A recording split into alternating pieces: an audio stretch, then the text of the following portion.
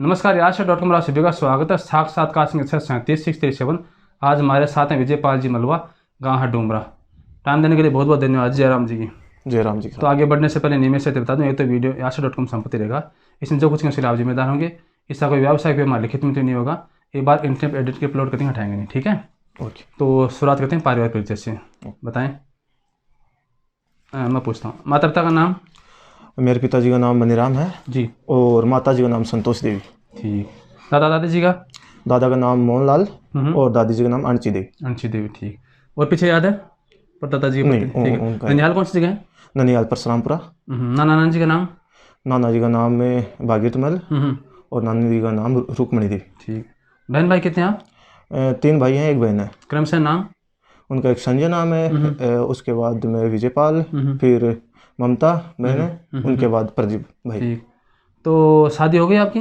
नहीं, अभी शादी नहीं हुई। अहो, अब तो मेरी भी रात दृश्य है। नहीं, अभी ज़्यादा उम्र भी नहीं हुई है। कितने साल हो गए आपके आयु? अभी 24 साल का। 24 साल तो बच्चे से हैं। मैंने इनको देखा, मुझे लगा यार ये साउथ वाले विलेन यहाँ कहाँ से आ गए। देखे ऐसे दाढ़ी का ये शो के सब गेटअप वैसे ही लग रहा है ऐसे।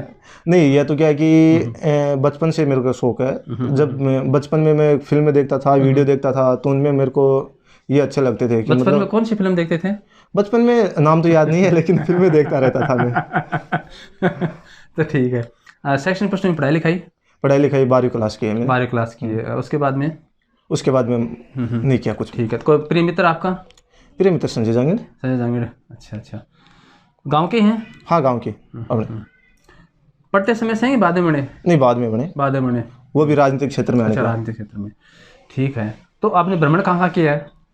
भ्रमण तो देखो ज़्यादातर यहीं पे पड़ोस का किया है, और बाकी अगर बाहर जाएं तो अजमेर है, पिलानी है, और जयपुर है, काफ़ी जगह ना, दिल्ली।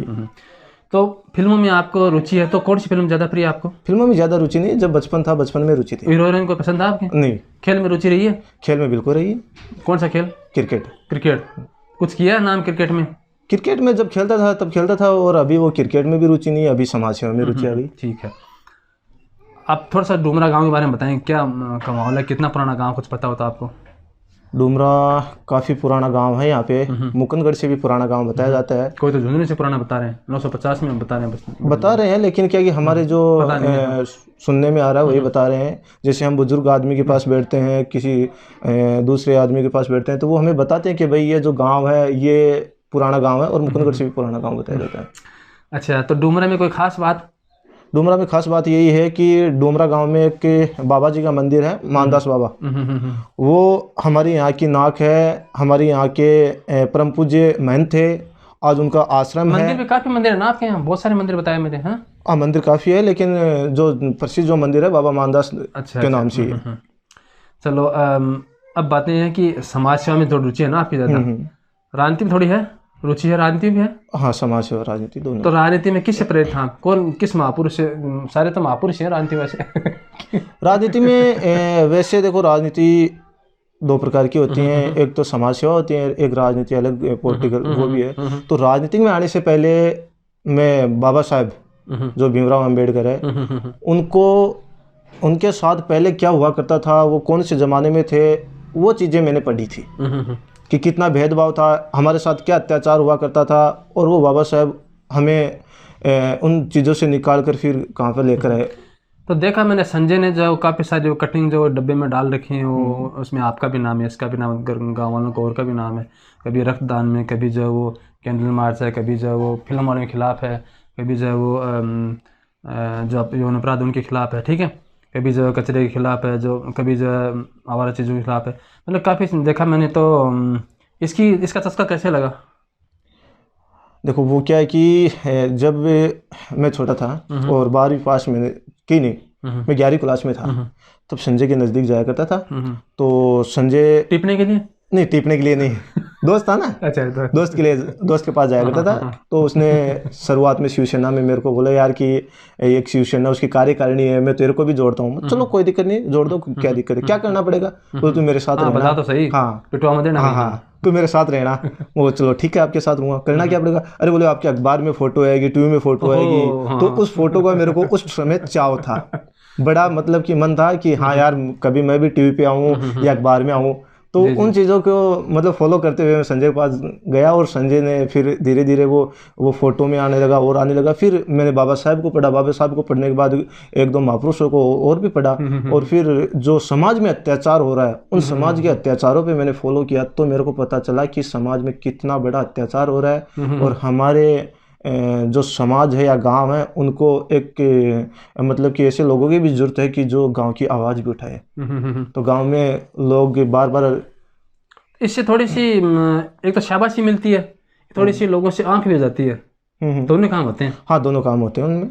तो आपने दोनों तैयार किए हैं? बिल्कुल दोनों तैयार ही रहते हैं। वो तो क्या कि देखो भलाई का काम है, अगर भलाई का काम आप करोगे तो अपने आप लोगों के खिलाफ होंगे। वो कहने का मतलब ये है आप जैसे एक दूध वाला है, दूध वाला भलाई का काम करता है, अच्छा काम करता है, घर घर उन्हें फिरना पड़ता है, घर घर जाकर वो दूध देता है। एक शराब वाला है वो एक जगह स्थायी बैठता है, ठेके पे बैठता है और पूरा गांव उनके पास जाता है। दूध वाले के पास कम आते हैं और शराब वाले के पास ज्यादा जाते हैं। तो वो तो मतलब अपनी इसी चीज को लेकर देख लेते हैं। स्थिति है ना लोगों की। हाँ।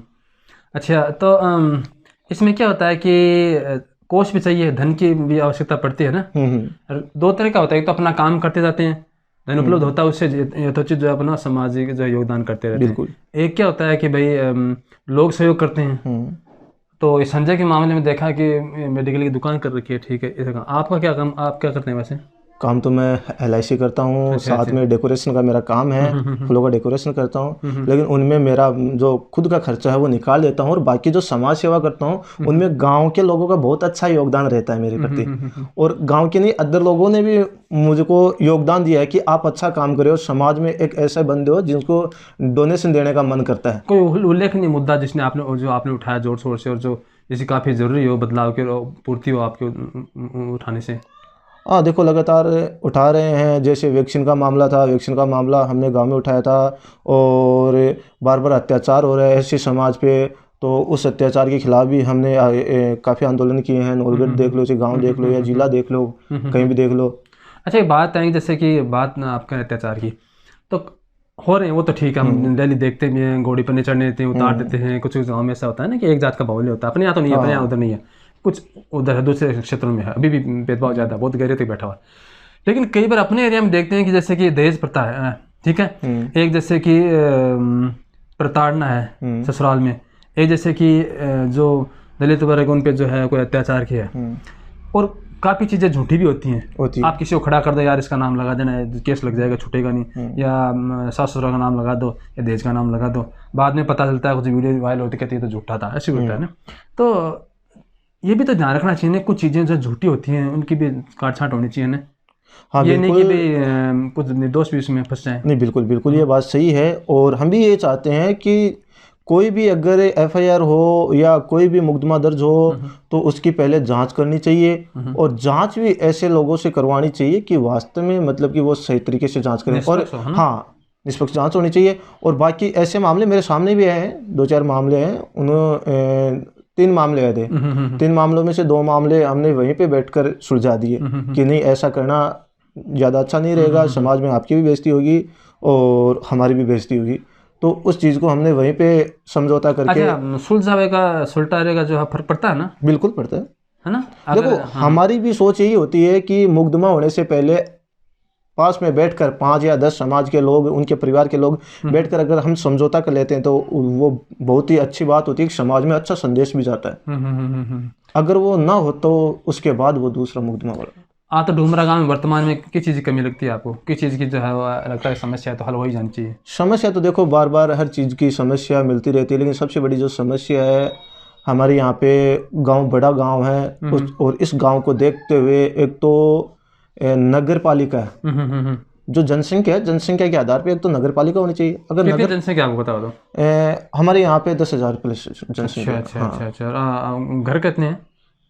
घर तो लगभग ये मान के चलो कि 1200 से 1300 घर हैं। 10,000 की आबादी है। हाँ, तो नगर पालिका पूरा नहीं है, लेकिन नगर पालिका कितने में हो जाती है? नगर पालिका तो देखो अभी जिस कदर जनसंख्या होती है 8 या 10,000, अगर नगर पालिका भी ना हो तो वहाँ पे कोई कर्मचारी छोड़ा जाता है या फिर गाड़ी। राजनीतिक मुद्दा भी होता है जिसमें अगर आपका आदमी वहाँ दमदार हो तो करवा भी लेता है।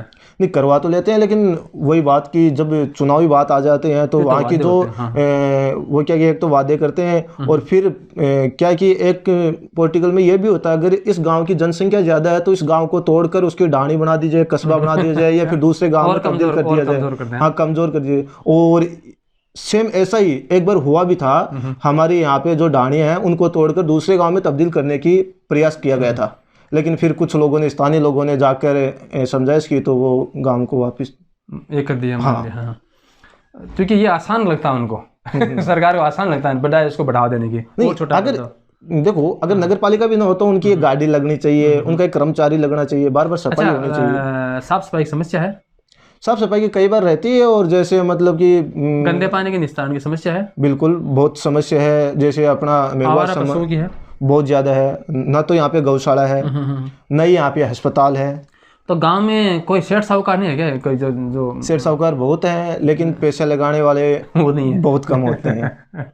हम भी क्या है कि अब लगातार काम कर रहे हैं। आपके गांव से कोई आदमी आगे, मतलब कि किसी विशेष क्षेत्र में आगे बढ़ा है, कोई बड़ा आदमी, जैसे कि चिकित्सा क्षेत्र में, न्याय के क्षेत्र में, प्रशासनिक क्षेत्र में, कोई और कोई सेना में है, कोई पैसे सेना में भी गए हैं, चिकित्सा क्षेत्र में भी गए हैं, और राजनीतिक क्षेत्र में भी हैं, चल रहे हैं, धीरे धीरे हर चीज़ें हो रही हैं। आपके गांव की खेल की टीम जाती है बाहर? बिल्कुल जाती है, जीतती है, जीती भी है। खेल जैसे क्रिकेट की भी जाती है, फुटबॉल की भी जाती है, और स्कूल की तरफ से जैसे कोई फुटबॉल की हो या ये अपने सॉफ्टबॉल हो, सॉफ्टबॉल की टीम भी जाती है। मैं भी स्कूल की तरफ से सॉफ्टबॉल खेलने के लिए गया था, आज मेरे स्टेट लेवल पे गया था।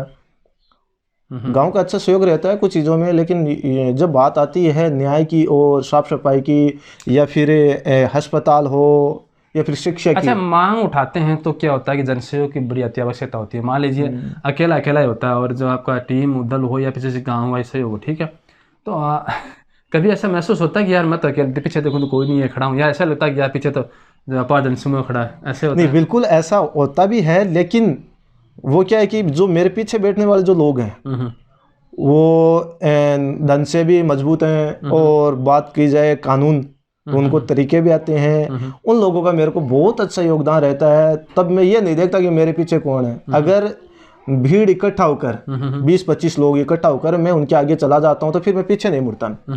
पीछे मैं देखता ही नहीं कि एक है, दो है, पांच है। आपने एक नाम लिया भीड़। देखिए भीड़ शब्द एक ऐसा हो गया कि भीड़ में क्या होता है, उसका दिमाग नहीं होता। अगवा अगर किसी चीज़ को कह दे गलत के लिए सही के लिए, तो वैसे लोग कर ले जाते हैं। अब मैं एक जनसमूह है, अब उसमें क्या होता है कि अगर परिपक्व तो मानसिकता के होते हैं लोग, ठीक है, और उनमें निर्णय लेने की क्षमता होती है, अच्छे बुरे के भले की समझ होती है। जैसे कि आजकल जो है वो किसी अंग्रेजी में कहते हैं ऑन द सपोर्ट, ठीक है, मतलब उसी जगह पर न्याय के नाम पर किसी हत्या कर देना, ठीक है। तो जैसे हमने कई बार देखा है किसी को पकड़ लेते हैं किसी धर्म के नाम पे, किसी जो है वो जाति के नाम पे, या जैसे कि झूठी किसी ने अफवाह फैला दी बच्चा चोर है। भले एक बार देखा था एक बाप जब बच्चे को आइसक्रीम दिलाने जा रहा था और मरवा दिया कि भाई तो बच्चा चोर है, ठीक है। तो आपको नहीं लगता कि जो हाथों हाथ न्याय की प्रक्रिया, न्याय जो कानून को हाथ में लेने की चीज़ है, जो ये चल पड़ा है, पहले भी था लेकिन अभी थोड़ा ज़्यादा जोर पकड़ रहा है, नहीं लगता इस पर रोक लगाने की जरूरत है? देखो रोक लगाने की बात वही है, जो सत्ता में जो लोग बैठे हैं और जिनके हाथ में कानून की किताब है, उन्हीं लोगों को क्या कि तरीकेपूर्ण और सही निर्णय लेना चाहिए। क्योंकि आजकल हम देखते हैं हर जगह भ्रष्टाचार हो रहा है, हर जगह भ्रष्टाचार हो रहा है। हम जाते हैं ऑफिसों में जाते हैं, अगर एक नॉर्मल बंदा चला गया, आम इंसान चला गया, तो उसको पहली बात तो बढ़ने नहीं देते, अंदर घुसने नहीं देते। और बात रही हमारे जैसे मतलब कोई आवाज़ उठाता है और उठाते हैं तो वो लोग चले तो जाते हैं, अपनी बात भी रख देते हैं, लेकिन उन लोगों के पीछे जैसे राजनेता हैं, सत्ताधारी लोग हैं, वो उन लोगों की बात को आगे आने नहीं देते। जनता को मैंने बार बार देखा है, जनता अपनी मांग तो रख देती है, उनको आश्वासन भी दिए जाते हैं, लेकिन उनके काम नहीं होते हैं। कारण कि सत्ताधारी जो लोग बैठे हैं, उन लोगों ने अत्याचार इतना कर दिया है कि अपनी कोई बात रखने के लिए कोई आदमी आगे जाता भी है तो उनको यही लगता नहीं यार अपन नहीं जाएंगे क्योंकि सत्ता उनकी है। कभी आपको ऐसा लगा कि यार मैं इतनी दूर तक आ गया, ये दूरी मैंने तय की है, और कभी खिन्नता हुई कि ये तो चीज़ सहयोग नहीं मिल पाया? देखो वो तो पहले ज़्यादा होती थी और अभी क्या है कि नहीं हो रही है। पहले कुछ लोगों ने मतलब जब आदमी आगे जाता है और उसे गिराने की बहुत लोग सोचते हैं, तो ऐसे मेरे साथ भी हुआ है कि ये बंदा आगे जा रहा है, इसकी टांगें खींचो, इनको सहयोग देना बंद कर दो, ये कर दो, वो कर दो, ये बंदा कैसे भी करके यहीं का यहीं रह जाए। लेकिन अच्छा रहा कि जो मेरी जो विचारधारा है या जो मेरा संघर्ष है, उनको देखकर लोगों ने पहचाना और उन लोगों ने मेरे को डोनेशन देना पसंद किया। क्या कि वो लोगों ने देखा कि यार ये डोनेशन अच्छी जगह लग रहा है, काम सही कर रहा है, ईमानदार आदमी। हाँ, तभी उन लोगों ने मेरे को डोनेशन दिया और फिर मैं काम किया। तो आपकी तरफ से संदेश अपने जो अनुसरण करता है प्रियजन, उनके नाम संदेश, 2 शब्द। संदेश तो यही है कि अभी नया वर्ष आ रहा है 2022, तो 2022 में युवाओं से मेरा अनुरोध है कि इस नए वर्ष में अपनी जो बुरी आदतें हैं उनको त्यागो और समाज हित, गांव के हित में आवाज़ उठाओ और शराब त्यागो। एक तो सबसे जो बुरी है, जो आदत है नशा मुक्ति है, वो जरूर अपने। नशा मुक्ति का अभियान है, उनमें शामिल भी हो, जैसे शराब है, गुटखा है, बीड़ी है, सिगरेट है, कोई भी नशा हो। हाँ, ये सब बेकार चीजें हैं। उन चीजों को पहले अपनी जो मन से निकालो। क्या कि कहने का मतलब ये नहीं है अगर नशा करे तो मैं आपको बोल दूंगा, आपको डांटूंगा तो आप वो नशा छोड़ दोगे। आपके छोड़ने से नहीं होगा। अपना जो मन है, मन से अगर अपन ने ये ठान लिया कि भाई मैं नशा इनको त्याग दूंगा। क्योंकि पहले मैं भी जब बच्चा था, 6ठी या 7वीं क्लास में था, उस टाइम पे मैं नशा किया करता था, और अभी मैंने उन सारी जो चीजें हैं 6ठी 7वीं क्लास से त्याग दिया। तो कह सकते हैं आपने किया ना। हाँ, मैंने किया है। मैंने मन में ठाना था कि यार नहीं, ये चीजें गंदी है, गलत चीजें हैं, इनको मैं त्याग रहा हूँ। तो अभी नई वर्ष से अपन को शुरुआत करनी चाहिए, उत्साह के साथ ना, दुगने उत्साह के साथ और दूध के साथ शुरुआत करनी चाहिए कि नव वर्ष से मैं शराब नहीं, दूध पीऊंगा। चलो ठीक है जी, आपने दिया समय, देश के लिए बहुत बहुत धन्यवाद। आशा करता हूँ कि शब्दों से प्रेरणा लेंगे और आपको यथोचित सहयोग मिलता रहे। क्यों? जय राम जी के साथ।